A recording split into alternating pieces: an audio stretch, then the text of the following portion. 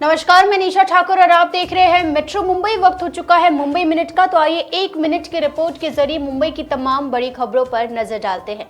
आज मनसे का वर्धापन दिवस है, ऐसे में राज ठाकरे जनसभा को संबोधित कर रहे हैं।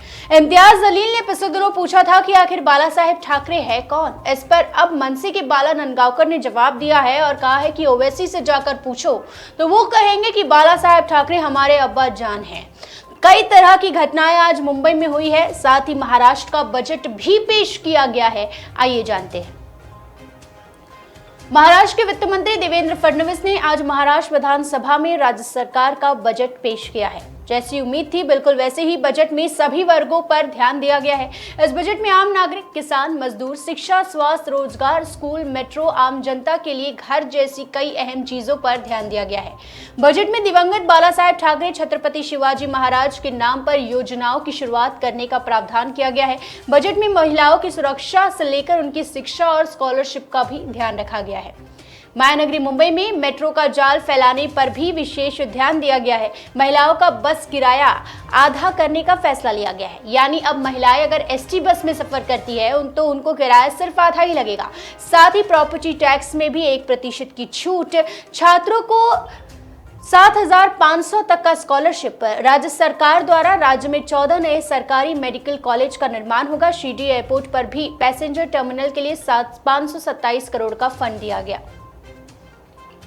महानगर में कानून व्यवस्था बनी रहे, इसके लिए मुंबई पुलिस ने अब बड़ा फैसला लिया है। जी हां, इस कड़ी में ताजा प्रतिबंधात्मक आदेश आवासीय परिसर को किराए पर देने को लेकर जारी हुए हैं। पिछले दिनों मुंबई को कई बार दहलाने की धमकी दी जा चुकी है।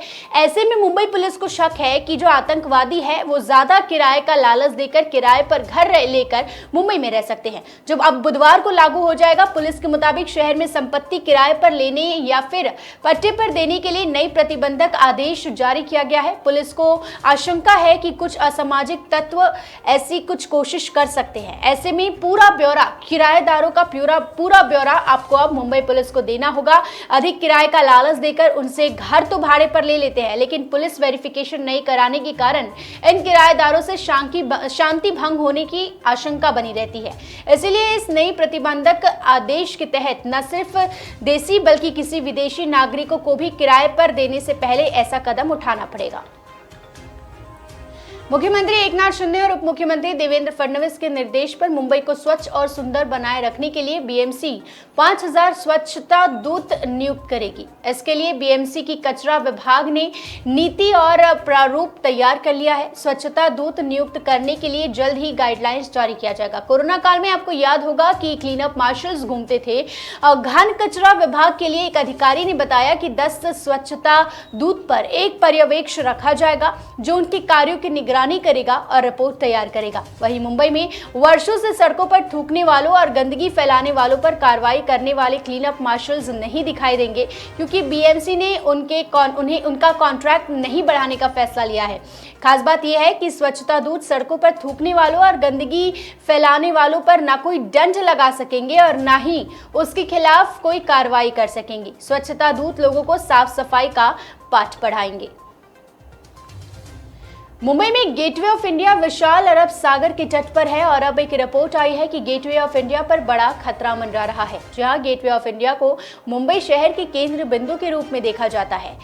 113 वर्ष से ये वास्तु समुद्र की लहरों और तूफान का सामना करते हुए आज भी मजबूती से खड़ा है।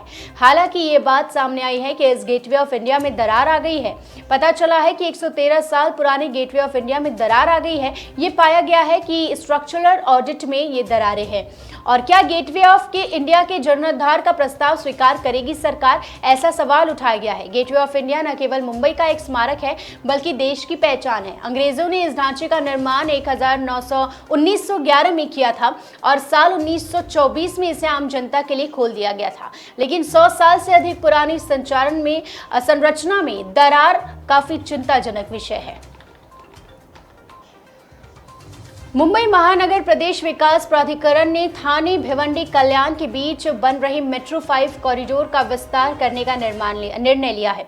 मेट्रो को कल्याण से आगे उल्लासनगर तक ले जाया जाएगा। एमएमआरडीए के एक वरिष्ठ अधिकारी ने ये जानकारी दी है और उनके अनुसार मेट्रो 5 कॉरिडोर के विस्तार की प्रक्रिया मई से आरंभ हो जाएगी।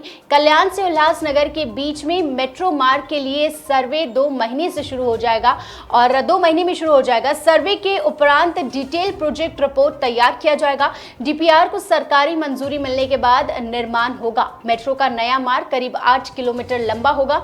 मौजूदा समय में 24.9 किलोमीटर लंबा मेट्रो मार्ग का निर्माण चल रहा है।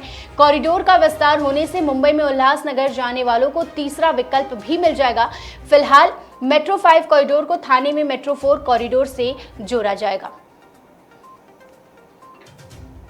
तो मुंबई की 1 मिनट के रिपोर्ट के जरिए हमने तमाम बड़ी खबरों पर नजर डाला। इस वीडियो को जितना हो सके उतना शेयर करें और देखते रहिए मेट्रो मुंबई। धन्यवाद।